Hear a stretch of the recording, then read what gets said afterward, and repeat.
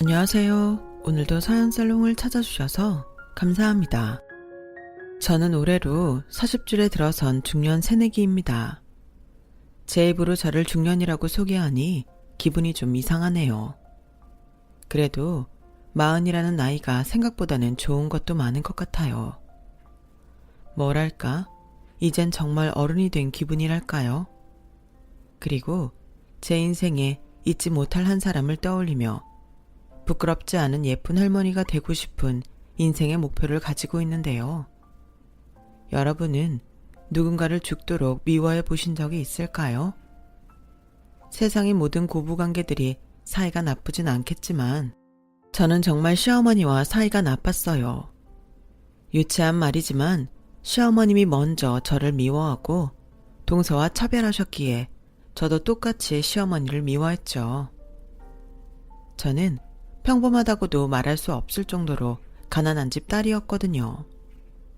그래서 남편과 결혼 허락을 받는 것도 너무 힘들었는데요.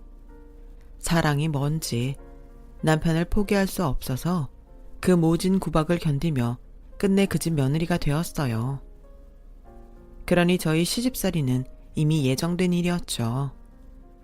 하지만 그렇다고 제가 결혼을 후회한다는 건 아닌데요. 그건 역시 결혼한 지 10년 가까이 된 지금도 저한테 참 잘하는 애처가 남편 때문이에요. 다만 첫 단추부터 잘못되었던 시어머니와 저의 관계는 단 한순간도 좋은 적이 없었죠.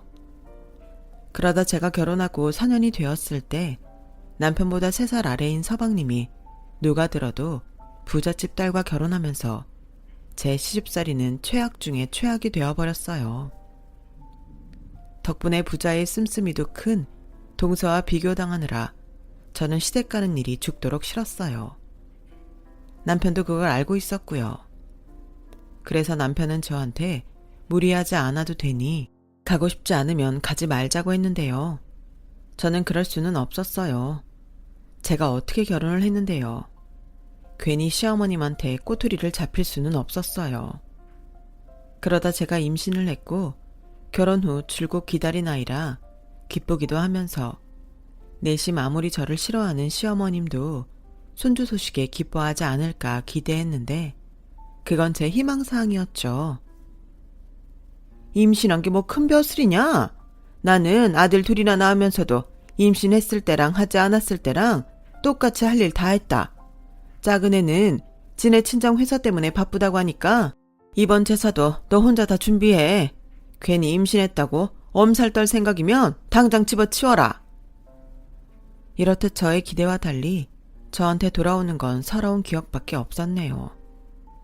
그래도 남편은 늘 제 편이라 시어머님이 저한테 뭐라고 하면 저를 대신해서 큰 소리도 쳐줬고 어쩔 때는 저를 데리고 아예 시댁을 나오는 등 저를 지켜줬는데 그래서 시어머님이랑은 더욱 사이가 멀어졌어요.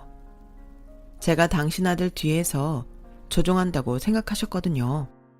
하지만 동서는 가만히 있어도 시어머님의 예쁨을 독차지했고 동서는 원래도 눈치가 없는 사람이라 자기 때문에 제가 시어머님한테 당한다는 생각은 1도 하지 못하더군요. 그렇다고 동서가 경우가 없이 시어머님의 기세를 등에 업고 저를 무시하거나 함부로 하진 않았는데요. 조금 전에 언급했듯이 동서는 눈치가 없어 본의 아니게 제 속을 뒤집을 뿐이었어요. 살아온 환경이 달라서인지 동서는 생각 없이 말을 툭툭 하는 편이었고 저는 이해할 수 없는 것들을 너무나도 쉽게 행동으로 옮기곤 했는데 그 중에 하나였던 사건으로는 시어머니께 어버이날 선물로 1000만원짜리 밍크코트를 사드리자고 하더군요. 저는 액수를 듣고 깜짝 놀라 난색을 하고 말았고요. 밍크코트? 게다가 1000만원? 동서, 그거 너무 과하지 않아? 어버이날이면 시부모님 두 분이 같이 좋아할 만한 걸로 해야지. 밍크는 너무했다. 반반씩만 해도 500만원인데 내년 어버이날은 어쩌려고. 그러지 말고 내년에 어머님 환갑이니까 그때 하면 어때? 물론 가격대를 조금 낮춰서. 네? 밍크가 과해요? 원래 다들 그렇게 하는 거 아닌가? 그리고 아버님은 아버님대로 좋은 거 해드리면 되죠. 골프채 같은 걸로? 우리 아버님은 골프 안 하셔. 그리고 솔직히 우리 형편에 너무 부담이지.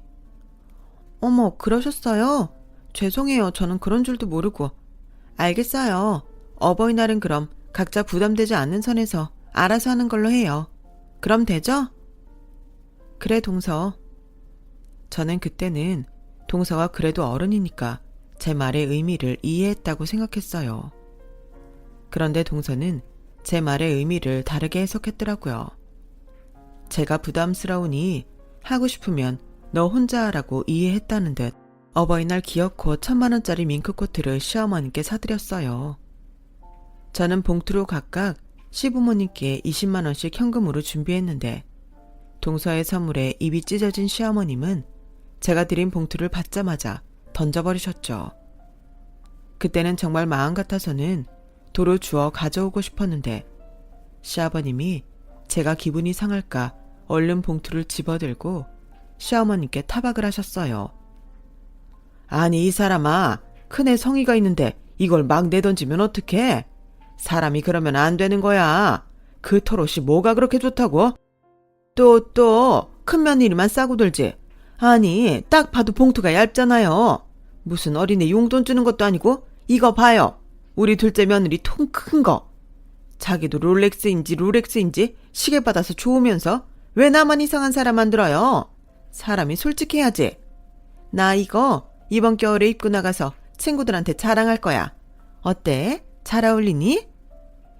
이놈의 편내가 더워 죽겠는데 당장 벗어. 털옷을 입고 있으니까 아주 반달곰이 따로 없네. 아버님, 왜요? 어머님한테 딱인데? 어머님 엄청 잘 어울리세요. 최고. 그때는 동서가 일부러 저를 골탕이라도 먹이려고 한 행동인 줄 알고 기분이 상했어요.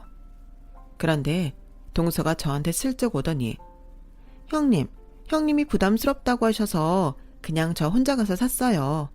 제가 곰곰이 생각을 해봤는데 형님 입장에서는 많이 놀라셨을 것 같긴 하더라고요. 제가 생각이 짧았어요. 다음엔 선물은 그냥 제가 알아서 할게요. 그나저나 어머님은 왜 그러시지? 아무리 소액이라도 그러시면 안 되는 건데. 그렇죠 형님? 라고 하는데 저걸 가서 따져야 하나 위로해줘서 고맙다고 해야 하나 참 헷갈리더군요. 하지만 확실한 건 동서는 아무것도 모르는 천진난만한 얼굴로 저한테 비곁을 먹인 것은 확실했어요. 그리고 다행히 그런 기분을 느낀 것은 저 혼자가 아니었는데 저희 남편 역시 시어머니의 태도에 기분이 상했는지 화를 내며 그러더군요. 엄마, 아무리 재수씨가 사준 선물이 좋아도 그렇지 지금 이게 뭐 하는 거야? 예슬이 엄마 기분은 생각 안 해? 야, 내가 그런 것까지 생각해야 하니? 나는 그렇다. 부모한테 얼만큼 베풀 수 있는가가 효심이야. 우리 둘째네는 이 밍크가 효심이고 니네는 꼴랑 그 봉투가 효심이지. 그럼 당연히 마음이 한쪽으로 기울지 않겠어? 엄마, 정말 이럴 거야? 알겠어. 그럼 우리는 효심이 그것밖에 되지 않으니까 그냥 도로 줘. 우리라도 잘 쓸 테니까. 어머, 줬다 뺏는 경우가 어디 있니? 그리고 그건 이미 네 아버지가 챙겼잖아. 됐고 네 처한테 가서 상이나 차리라고 해라. 배고프다. 왜 그걸 예슬이 엄마 혼자 시켜? 재수씨는? 아우, 넌 사내놈이 뭘 그렇게 따지니? 맏며느리가 시댁에 와서 일하는 건 당연한 거야. 그리고 네 처는 손이 야물어서 음식도 잘하고 주방 정리도 잘하잖아. 잘하는 거 시켜준다는데 뭐가 불만이야? 현준이 처는 생전 그런 거 안 해봐서 할 줄도 모른다고 하지 않니? 아주버님 죄송해요. 저희는 친정이나 저희 집에 일해주시는 이모님이 계셔서 음식은 제가 할 줄을 몰라요. 대신 저는 여기서 기쁨 조할게요. 아, 네, 그러시군요. 아주 팔자가 부럽습니다. 그럼 그렇게 돈도 많으시니까 그냥 저희 부모님 모시고 나가서 좋은 거 드세요. 저희는 그냥 갈 테니까. 어머, 그럴까요? 내가 왜 그 생각을 못했지? 어머님, 나가서 맛있는 거 드실래요? 저는 처음엔 동서를 좀 오해했어요. 솔직히 저만 이상하게 느낀 건 아니잖아요. 그런데 동서라는 사람을 겪어보니 어이없지만 악이라는 건 정말 1도 없는 사람이라는 걸 알겠더라고요. 하지만 그게 또 사람을 미치게 했어요.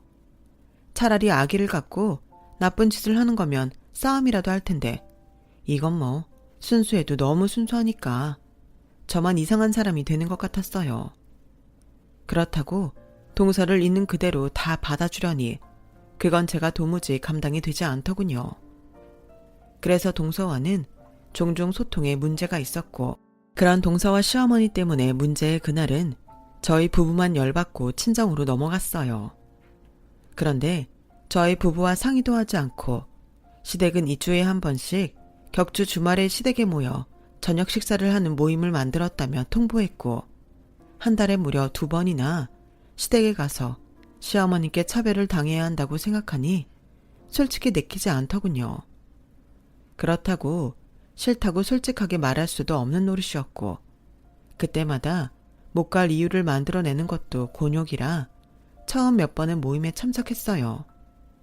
동서가 자기가 음식 전부 준비했다며 저한테 몸만 놔도 된다고 했는데 그것도 영 내키지 않았죠. 그리고 이런 저의 불길한 예감은 빗나가지 않았어요. 너는 몸만 달랑 왔으니 네 동서한테 잘해. 겉옷도 좀 들어주고. 네가 봐서 불편할 것 같으면 미리미리 센스 있게 좀 챙겨. 너 원래 그런 거 잘하잖아. 엄마, 지금 이 사람한테 뭐라고 하는 거예요? 이 사람이 재수씨 하수인도 아니고 왜 그래야 하는 건데요? 왜긴 원래 집안에 행사나 모임이 있으면 전적으로 맏며느리가 알아서 해야 하는 건데 얘는 늘 이렇게 지 몸뚱이 하나만 오지 않니? 그럼 지 대신 이렇게 신경 쓴 아랫동서한테 고마움을 표현하는 건 당연한 거 아니야? 이래서 있는 집 사람을 들어야 한다는 거야. 얼마나 보기 좋니? 에이, 어머니 왜 또 그러세요? 어머님이 그러시면 형님도 기분 나쁘시단 말이에요. 저랑 안 그러기로 약속하셨으면서. 그래서 음식도 전부 출장 뷔페 부른 건데 형님은 직장도 다니시고 애도 키우시니까 힘들잖아요. 아니 너는 왜 그렇게 마음이 태평양이니? 정말 뭐 하나 안 이쁜 데가 없네. 그래도 그렇잖아. 사람이면 염치가 있어야지. 이런 거 보고 당연하게 생각하면 어쩌니? 그네 너는 네 동서 보고 뭐 느끼는 거 없어? 저는 그때 제 인내심의 바닥을 봤어요. 물론 시어머니의 모난 성격을 아니까 대충은 예상했던 일이긴 했는데 그날은 도무지 참을 수가 없더라고요. 그래서 죽기 아니면 까무러치기라고 생각하고 저도 제 불만을 터뜨렸어요. 어머니, 저도 눈치가 있어요. 그리고 어머님이 저 안 좋아하는 것도 잘 아는데요. 아무리 동서가 예뻐도 이건 아니죠. 제가 이 이상 뭘 어떻게 해요? 그냥 저 싫으시면 오지 말라고 하시면 되잖아요. 그런데 꼭 오라고 해서 사람 기분을 상하게 만드시는데 그러시는 저희가 도대체 뭐예요? 이러시면 어머님 기분이 좀 나아지세요? 저는 앞으로 제사, 명절, 행사, 모임 일절 오지 않겠습니다. 어머님이 예뻐하시는 동서 있으니까 저는 빠져도 되죠? 동서, 내년 초에 어머님 환갑 있는 거 알지? 나는 아무래도 참석하긴 힘들 것 같으니까 동서가 잘 좀 준비해줘. 어머님 취향 잘 알지? 무조건 비싸고 좋은 곳에 예약해서 비싼 선물 안겨드리면 될 거야. 어머, 너 지금 뭐라고 했니? 이제는 네가 간이 부어도 단단히 부었구나. 네가 뭔데 얘한테 이래라 저래라야. 전에는 내가 아무리 뭐라고 해도 자존심도 없이 깨갱하더니 왜? 이제는 더럽고 치사해서 못 해먹겠어? 왜? 이젠 내 아들이랑 결혼도 하고 애도 낳았으니까 나한테 잘 보일 필요가 없다는 거야? 저도 사람이에요. 어머님은 제가 계속 참고 살아야 한다고 생각하시겠지만 저도 이제 싫어요. 제가 왜 부당한 대우를 받아야 하는 건데요? 어머, 얘 말하는 것 좀 봐. 네 집에서는 시집가면 시부모 앞에서 눈 똑바로 뜨고 대들라고 가르치던 내 아들이랑 결혼만 시켜주면 평생 존노릇을 할 것처럼 굴더니 이래서 가난한 것들을 믿을 수가 없는 거야. 그러게 누가 가난하래? 엄마, 진짜 자식인 저도 참고 있기가 너무 힘드네요. 솔직히 저 엄마가 예슬이 엄마한테 뭐라고 할 때마다 집이랑 인연 끊고 싶은 거 겨우 참았어요. 이 사람이 그러면 안 된다고 자기도 인정받고 싶다고 하는데 엄마는 저 사람이 마음은 보이지 않는 거예요. 그리고 걸핏하면 저 사람 친정 가난하다고 하시는데 저희는 뭐 있어요. 재수씨네가 잘 산다고 저희 집까지 엄청 잘 사는 거 아니잖아요. 어쩌다 현준이가 부잣집에 장가가서 엄마가 요즘 우리도 같은 급이라고 착각하시는 것 같은데 정신 좀 차리세요. 뭐야? 저도 이제 한계예요. 저도 여기 오기 싫다고요. 그러니까 앞으로는 현준이네 끼고 원하시는 호강 받으시면서 사세요. 앞으로 저희는 여기 오지 않겠습니다. 아버지, 죄송해요. 근데 이 사람도 할 만큼 했어요.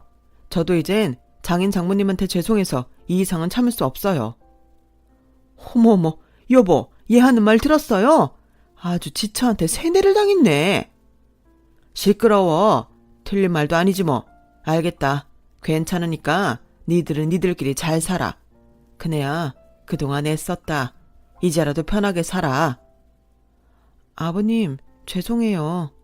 됐어. 얼른 가. 저 양반이 미쳤나? 가긴 어딜 가? 너 이거 다 치우고 가야지. 너 가면 이것들은 누가 치우니? 엄마 좋아하는 재수씨 있잖아요. 재수씨 시키기 싫으시면 엄마가 직접 하시면 되고요. 뭐야? 어머니, 저는 이거 다 못할 것 같은데? 형님. 저는 애절하게 저에게 도움을 청하는 동서의 눈을 외면했어요. 아무리 아기가 없다고 해도 더는 당할 수 없잖아요. 그리고 남편 손에 못 이기는 척 딸을 데리고 시댁을 나갔죠. 시댁 대문을 나가는데 어찌나 속이 시원하든지 눈물이 다 나더군요. 남편은 그런 제 손을 꼭 잡아줬어요. 진작에 이렇게 했어야 했는데 미안하다고 하면서요. 솔직히 미안한 건 저였죠.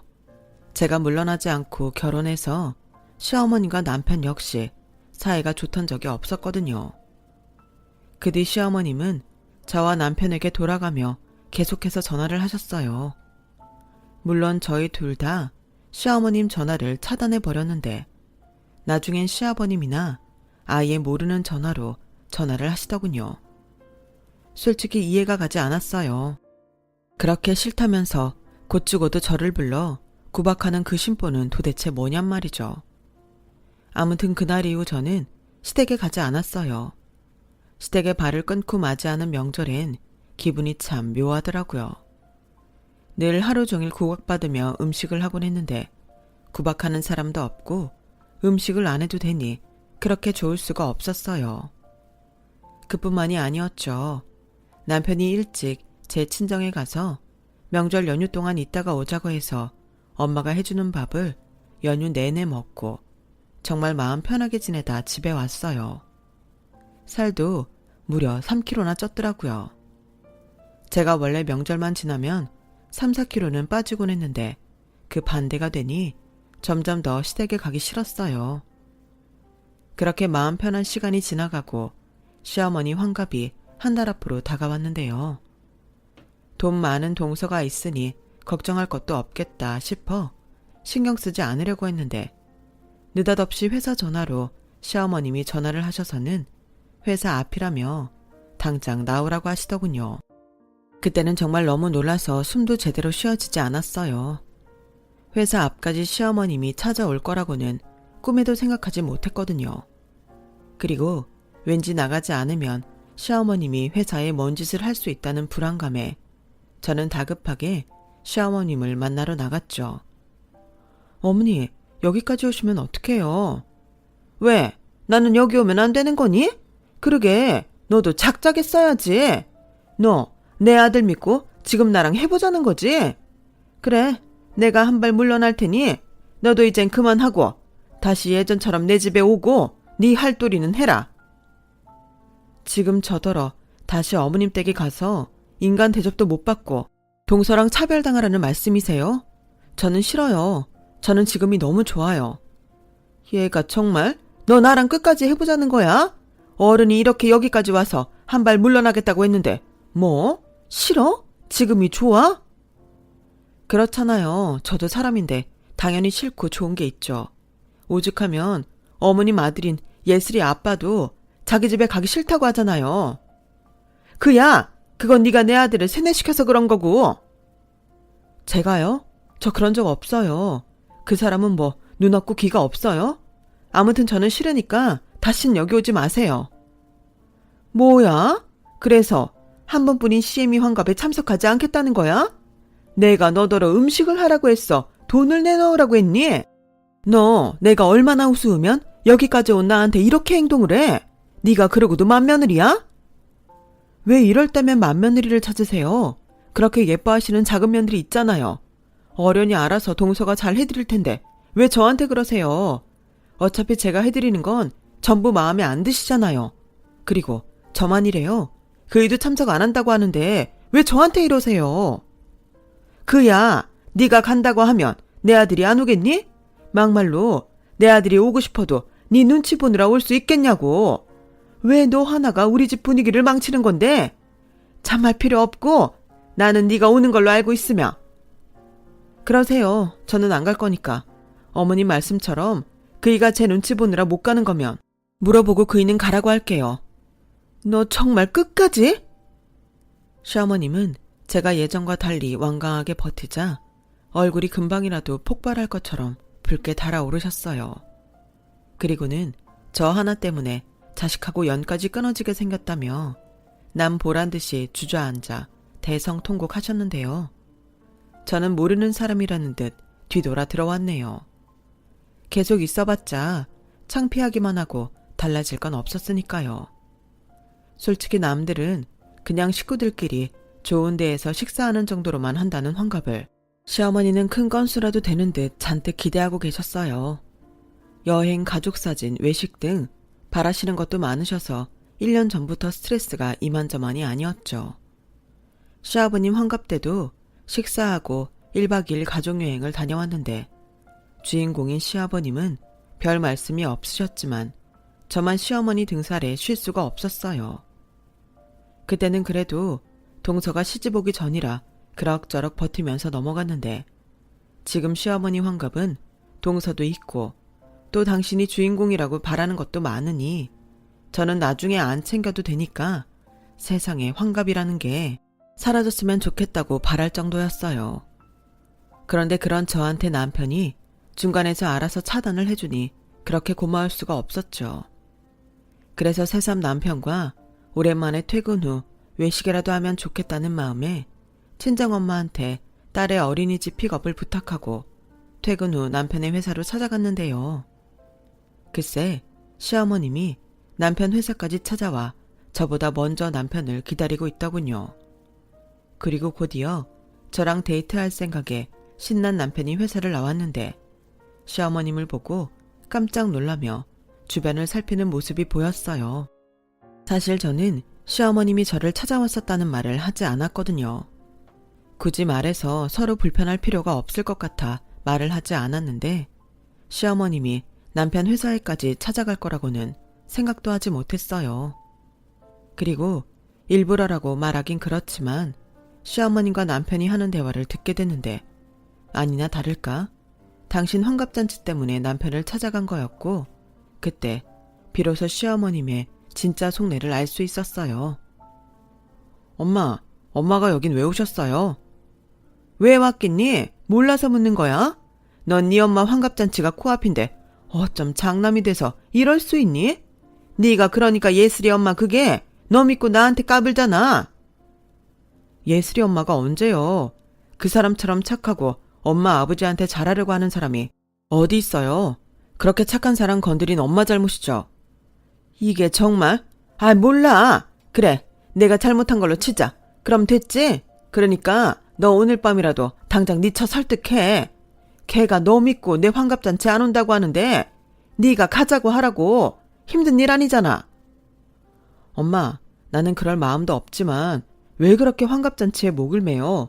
그러게 진작에 그 사람한테 잘 좀 하지 왜 그러셨냐고요. 그런데 엄마 말대로 하면 뭐 그때는 별일 없을 것 같아요? 그때도 또 빈정상하는 일이 벌어질 텐데 뭐하러 그런 수고를 해요?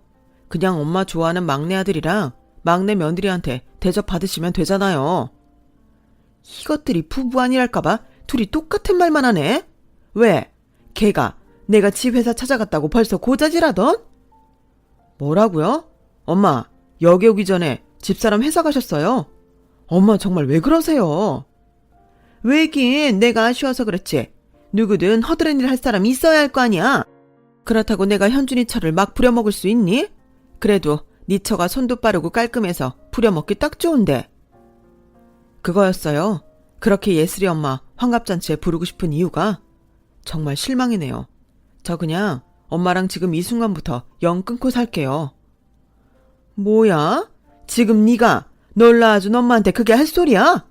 이럴 줄 알았으면 아까 낮에 그년 머리채라도 확 잡아채서 패대기를 칠걸. 알았다. 나도 너 같은 아들 필요 없다. 다시는 나한테 엄마라고 부르지 마. 배은망덕한 놈. 내가 지를 어떻게 키웠는데. 저는 시어머니 말에 손이 부들부들 떨렸어요. 그러니까 저를 부려먹을 생각에 이렇게 저와 남편을 찾아왔다는 거잖아요. 사람이 악해도 정도가 있지. 저는 그 순간부터 어떤 일이 있어도 시어머니께 예전처럼 잘하려 정성을 쏟는 일은 없다고 다짐했어요. 그리고 그날 마치 저는 남편한테 늦게 도착해 시어머님을 보지 못한 것처럼 연기를 했는데 남편도 굳이 시어머니 말을 하지 않더군요. 하지만 저희 부부는 서로 알고 있었어요. 얼굴에 말하지 못한 그늘이 똑같이 있었거든요. 그래서 그날은 맛있는 음식을 두고도 먹는 둥 마는 둥 하고 집으로 돌아왔고 시어머님은 정말로 철눈을 끊어내듯 연락하지 않으셨어요. 물론 당신이 기대하던 환갑에도 저희 가족은 참석하지 않았죠. 하지만 눈치 없고 생각 없는 동서를 통해서 그럭저럭 잘 지나갔다는 건 들어서 알게 됐는데요. 동서가 나름 호텔에서 잘 대접해 드렸더라고요. 그럼 된 거죠. 저는 앞으로도 계속 그렇게 동서가 기쁨조 역할을 하면서 저 대신 시부모님께 잘 하리라 믿어 의심치 않았어요. 시어머님의 환갑이 지나고 몇 달 뒤 뜻밖의 동서한테 연락이 왔어요. 거의 울먹이면서 전화가 왔는데 참 난감했어요. 형님, 있잖아요. 제가 너무 힘들어서 그런데 정말 이렇게 형님이랑 영 끊고 사실 생각이세요? 형님이 없으니까 제가 너무 중간에서 곤란해요. 왜? 동서가 곤란할 게 뭐 있어? 어머니 동서 좋아하잖아. 그건 그건데 요즘 자꾸 형님 생각나서 화딱지가 난다고 감정을 추스리지 못하시거든요. 꼭 무슨 분노 조절 장애가 있는 사람처럼 구셔서 제가 너무 무서워요. 그리고 곧 있으면 명절이잖아요. 지난 명절에도 형님 없어서 제가 얼마나 힘들었는지 아세요? 그래서 드리는 말인데 그냥 형님이 예전처럼 어머님께 속이고 들어오시면 안 될까요? 형님만 눈 한번 딱 감으시면 온 가족이 평화롭잖아요. 동서 말이 좀 이상하다. 동서가 아무리 생각 없이 말을 해도 그렇지. 내 입장에서는 기분이 나쁘지. 중간에서 동서가 힘든 건 잘 알겠는데 그렇다고 내가 다시 예전처럼 시댁에 가서 구박받고 차별받는 일은 하지 않을 거야. 나는 이번에 굽히고 들어가면 그동안의 수모보다 더한 수모를 당해야 해. 하지만 동서는 아니잖아. 내가 없다고 나 대신 동서가 허드렛 일 다 하고 구박받진 않을 텐데. 나한테 이런저런 한다는 자체가 나는 좀 기분이 나쁘네. 동서도 다 봤잖아. 그동안 내가 얼마나 모진 수모를 당했는지. 그걸 동서 때문에 다시 하라고? 나는 싫어. 동서도 싫으면 그냥 시어머니께 싫다고 해. 동서한테는 뭐라고 하지 못하실 거야. 동서는 매정한 제 말이 서운했는지 어떤 대꾸도 하지 않았어요. 그리고 이내 저한테 울먹이며 전화를 끊었는데요. 나중에 문자로 왜 자기가 저와 어머님 사이에서 이런 곤란한 상황을 겪어야 하는지 모르겠다며 가운데서 너무 힘들다고 하더군요. 저는 답장하지 않았어요. 결국 동서도 이기적인 건 마찬가지였으니까요. 그리고 남편한테 동서가 전화했다는 사실을 말했는데요. 남편이 저한테 잘했다며 다음에 또 그런 전화가 오면 그때는 번호도 차단해버리라고 하더군요. 그렇게 저희는 시댁 식구들한테 천하의 나쁜 연놈이 되었지만 비로소 해방감을 느끼고 딸아이와 행복한 시간을 보냈어요. 예전엔 딸아이도 이상하게 자꾸만 눈치를 보는 것 같아 속상했는데 그럴 일도 없어서 너무 좋더라고요.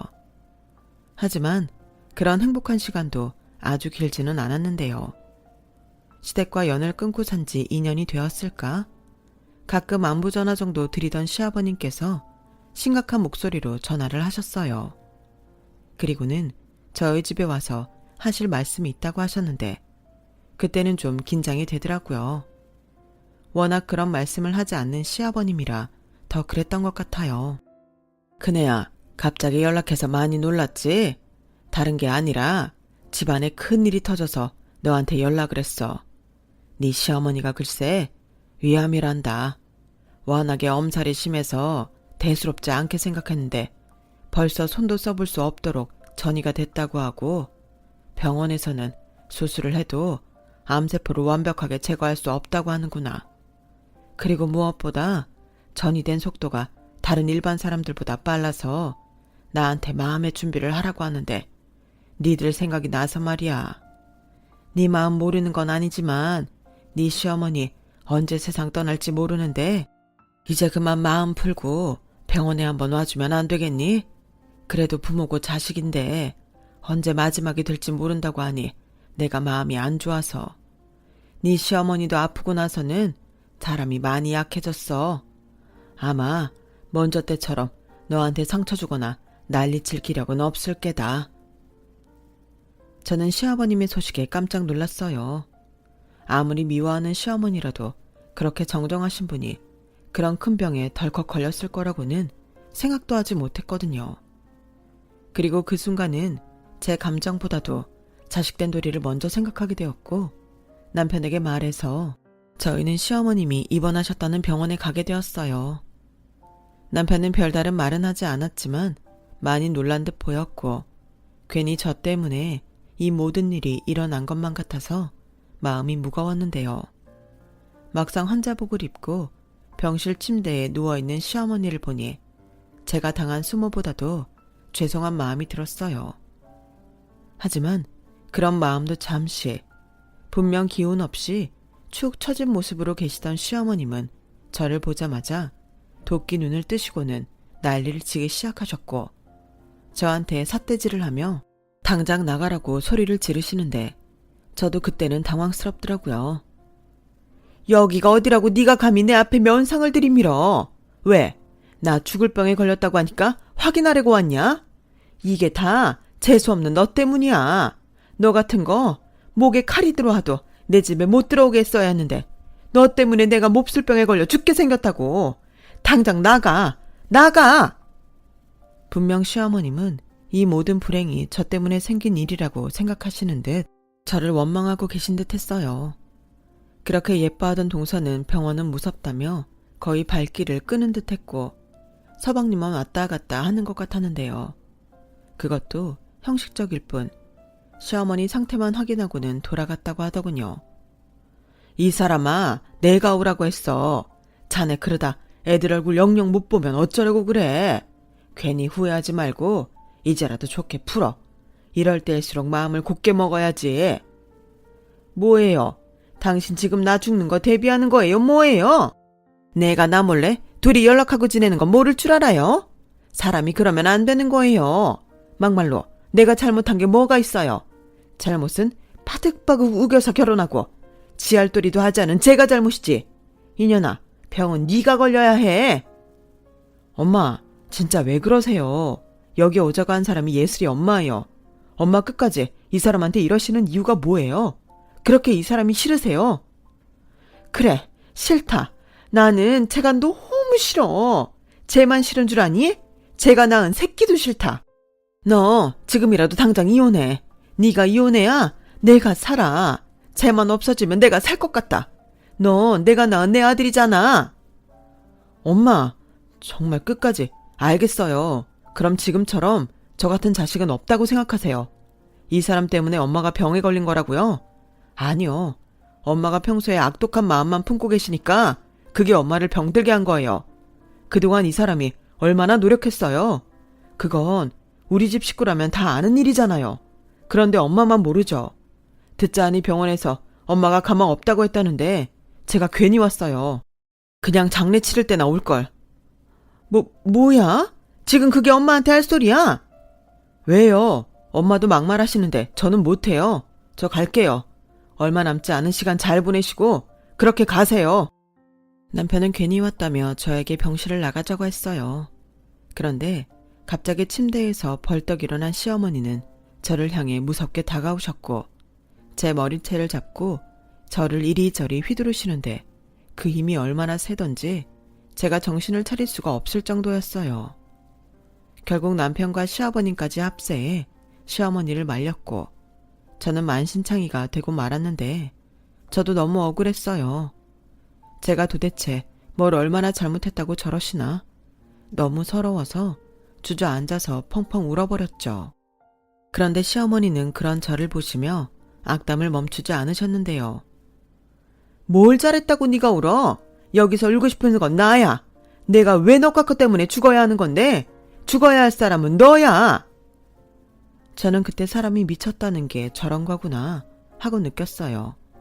그리고 더는 그 모습을 지켜볼 수 없었던 시아버님은 시어머님을 잡고 흔드셨는데요. 제발 그만 좀 해, 이 사람아. 당신이 그러고도 어른이고 애미야. 사람이 죽을 날 받아놨으면 심보를 좋게 먹어야지. 그렇게 독만 품고 눈 감으면 당신 속이 시원하겠어. 그리고 당신 병 걸린 게 왜 얘 때문이야? 말은 바로 해. 그동안 당신이 그렇게 악독하게 얘를 괴롭히니까 하늘에서 천벌을 내린 거라고. 당신이 죽어도 어느 자식이 당신을 보겠다고 가겠냐고. 죽어서도 외롭고 싶은 거야.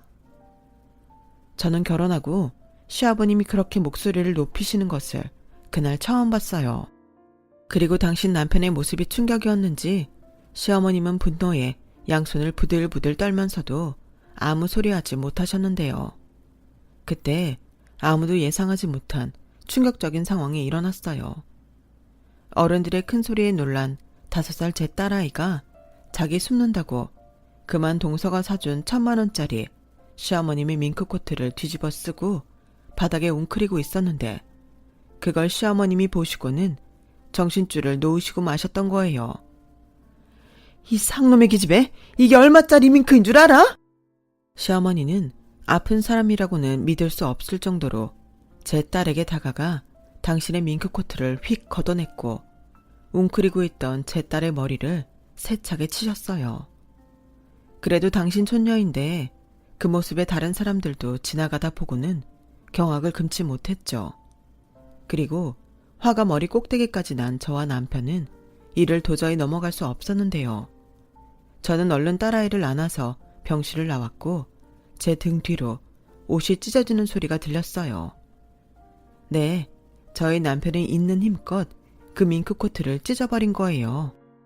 자기도 얼마나 화가 났으면 어지간해서는 사람 손으로 찢어질 리가 없을 그 옷이 찢어졌는데 그 순간 시어머니의 목소리도 찢어지도록 울렸죠.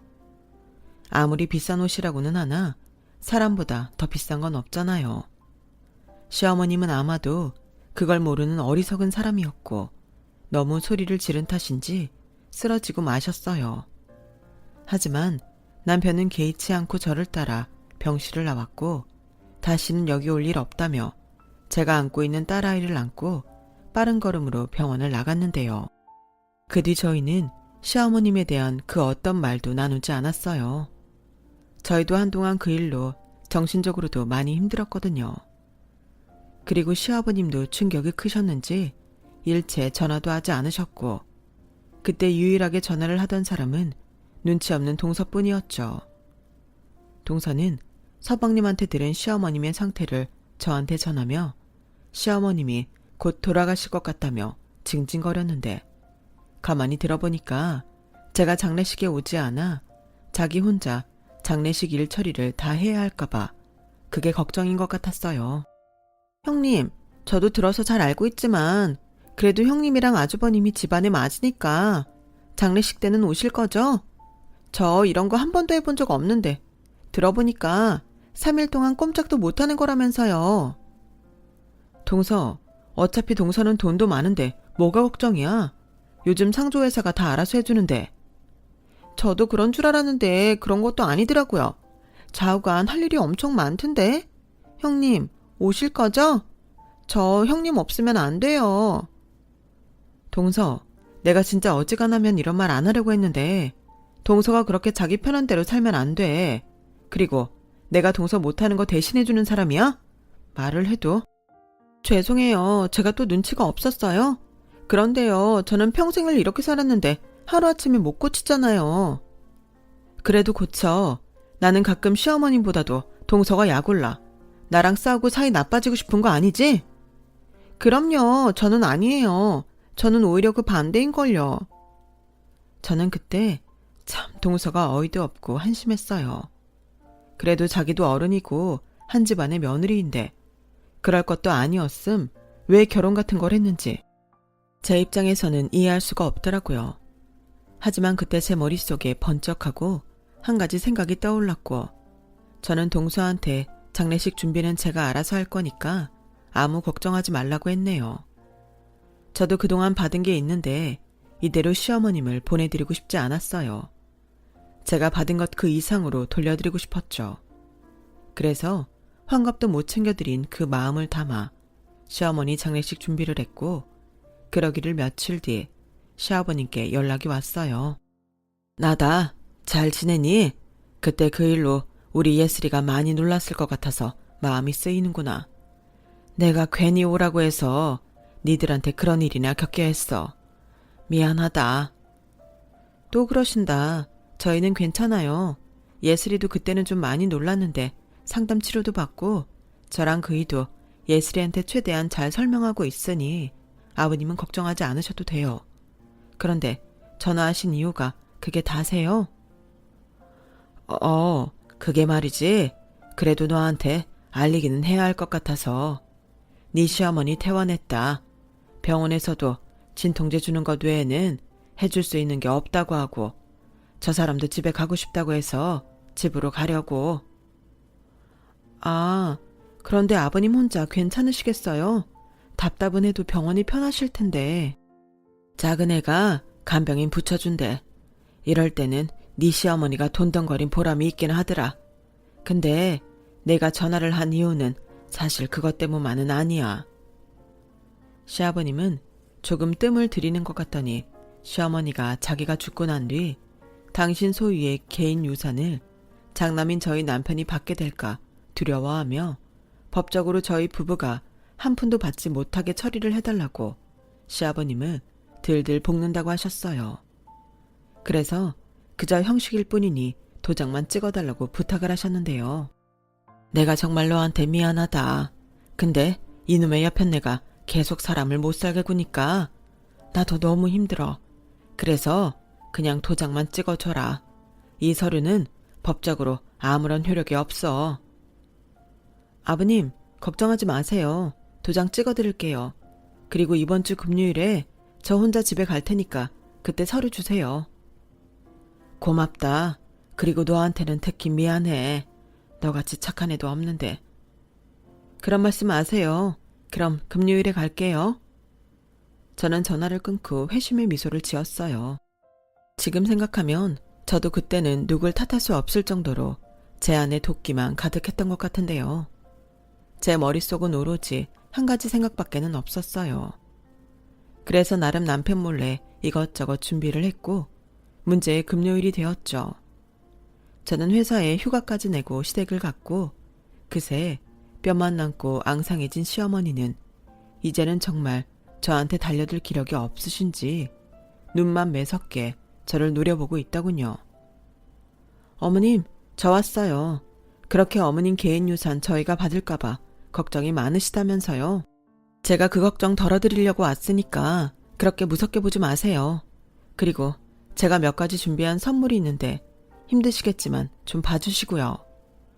네가 준다는 선물? 지나가는 개가 없겠다. 됐다. 네 가게 준비한 선물 하나도 고맙지 않아. 됐으니까 네 시아버지가 준비한 서류에 도장 찍고 내 집에서 썩 꺼져. 에이, 그러지 마시고요.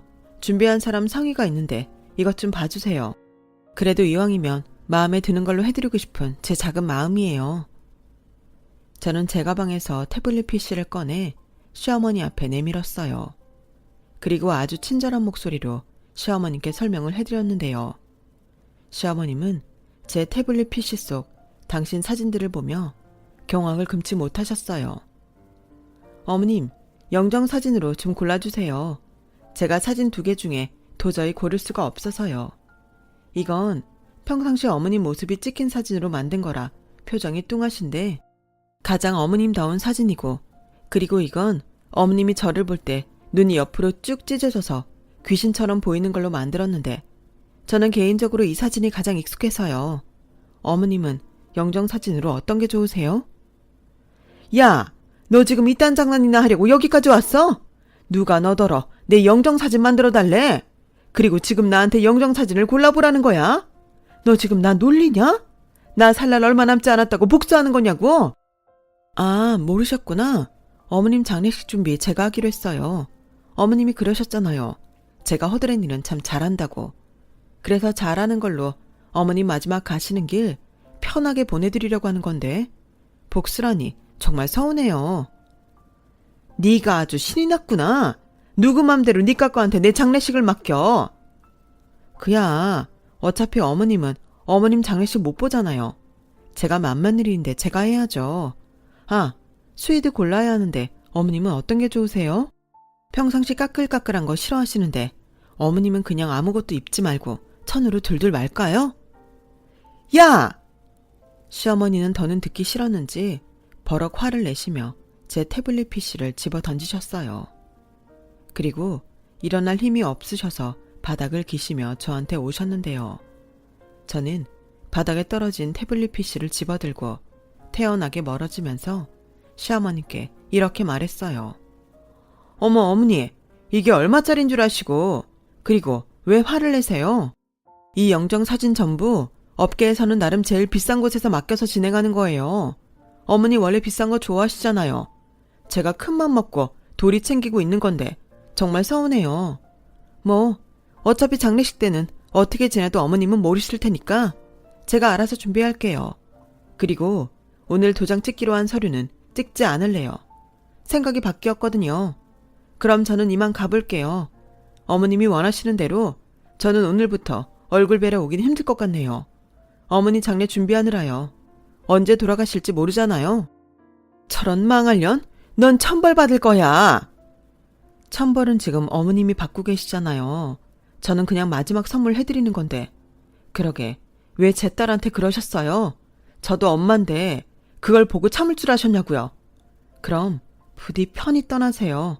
남겨진 가족이랑 유산은 제가 알아서 잘할 테니 걱정하지 마시고요. 시어머니는 기어코 자리에서 일어나시려고 용을 쓰셨어요. 그리고 일어나지 못하고 그 자리에 주저앉고는 바닥을 치며 분노하셨고 며칠 뒤 보름도 되지 않아 시어머니는 영영 눈을 뜨지 못하셨어요. 그리고 저는 제가 준비한 대로 시어머님의 장례를 진행했어요. 빈소에는 제가 시어머니한테 보여드린 사진이 아닌 곱게 웃고 계신 사진으로 올려드렸고요. 아무리 제 안에 미움이 크다고 해도 고인의 마지막 길을 욕볼 수는 없으니까요. 스웨이드 최대한 좋은 걸로 해드렸는데 시어머님은 제가 준비한 진짜 선물이 마음에 드셨을지는 모르겠네요. 한순간도 좋은 말을 들었던 적이 없었기에 애증인지 뭔지 저는 한 번도 본 적 없는 자상한 시어머니 영정사진 앞에서 내내 눈물이 났어요. 동서는 저한테 왜 우냐며 오히려 시원하지 않냐고 물었지만 저도 그런 감정은 처음이라 뭐라고 설명할 수가 없더군요. 그리고 시어머님은 화장을 하기로 했기에 한 줌에 제가 되셨는데 시아버님은 납골당이 아닌 그냥 바닥에 뿌리는 걸로 하고 싶다고 하셨어요. 어차피 사람은 죽으면 끝이다. 죽어서도 재산이 뭐니 하면서 챙길 필요 없다. 나 역시도 똑같이 그렇게 보내주렴. 살아서 그렇게 자식 힘들게 했는데 죽어서는 그러고 싶지 않다. 분명 네 엄마는 나랑 생각이 달랐겠지만 뭐가 이쁘다고 그 뜻을 들어주겠니? 그냥 이렇게 하고 남은 우리 식구 늦게나마 평화롭고 화목하게 지내자. 내 바람은 그것뿐이야. 그리고 저 사람이 남긴 개인 유산도 형제가 둘이 똑같이 나눠 가져라. 아버님, 그래도 그건 좀 아니지 않아요? 어머님 개인 재산이시잖아요. 왜요? 재수씨는 돈도 많으시면서 저희가 가는 건 싫으세요? 아니, 저는 그냥 그래도 주인이 그걸 원하지 않는데 그렇게까지 하는 건 좀 아닌 것 같아서. 맞아. 나도 동서 말이 맞다고 생각해. 아버님, 저희는 받지 않을래요. 저도 뭐 끝까지 참지 못했으니까 잘한 것도 없죠. 저희는 빼주세요. 저희는 저희끼리 성실하게 벌어서 모을게요. 자기야, 그래도 되지? 그래, 나도 사실 그러고 싶었어. 저희 부부는 그렇게 시어머님 개인 유산을 받지 않았어요. 그런데 참 희한하죠. 시어머님의 개인 유산을 모두 챙긴 서방님네는 갑자기 처가가 어려워지기 시작하더니 나중엔 살던 집도 처가에 뺏기고 시아버님이 계신 시댁에 들어가야 할 만큼 어려워졌고 저희는 반대로 바라던 청약에 당첨되어 내 집 장만의 꿈을 이루게 되었어요. 그것뿐이 아니었죠. 내내 어려워서 저희에게 제대로 도움을 주지 못했던 저희 친정에서는 그간 그린벨트로 묶여 있어서 처분하지 못했던 땅을 도시재생 사업으로 처분하게 되면서 거액을 보상받게 되었고 저한테 말도 하지 않고 제 계좌로 10억이라는 큰 돈을 줬는데 제가 싫다고 도로 보내겠다고 질색팔색을 하니 저희 친정 부모님은 자식들한테 똑같이 주는 돈이라며 이사하는데 보태라고 하시더군요. 그 덕에 저희는 아파트를 분양받으면서 대출 하나 없이 지금의 아파트로 이사할 수 있었고 저희 아파트가 대단지의 위치도 좋아서 저희가 분양받았을 때보다 3배 가까이 올라있는 상태인데요. 그래서 요즘은 만나는 사람들마다 저를 다 부럽다고 해요.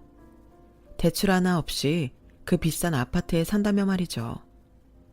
저희 집의 경사는 거기서 끝이 나지 않았어요. 남편은 평소 성실하고 업무 능력을 인정받아 부장으로 승진을 했고 저도 오래 다닌 회사에서 나름 인정받아 팀장급으로 일을 하고 있어요. 저희는 앞으로도 맞벌이를 하며 저희 딸아이를 키울 텐데 저희 딸은 이런 부모의 열심히 사는 모습을 꼭 배웠으면 합니다. 이런 말을 하면 저도 못된 거 아는데 요즘은 그런 생각이 많이 들어요.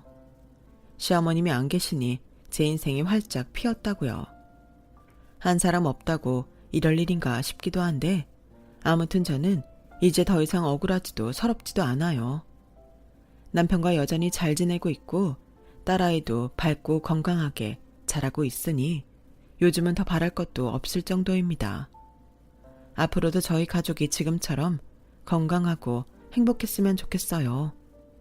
그리고 아울러 누군가를 미워하는 그런 인생이 아닌 아껴주고 사랑하는 그런 풍요로운 인생이 되었으면 합니다. 지금까지 제 사연을 들어주셔서 대단히 감사드려요. 사실 저도 잘한 것은 없다는 생각에 어디에 말도 하지 못했던 사연이었는데요.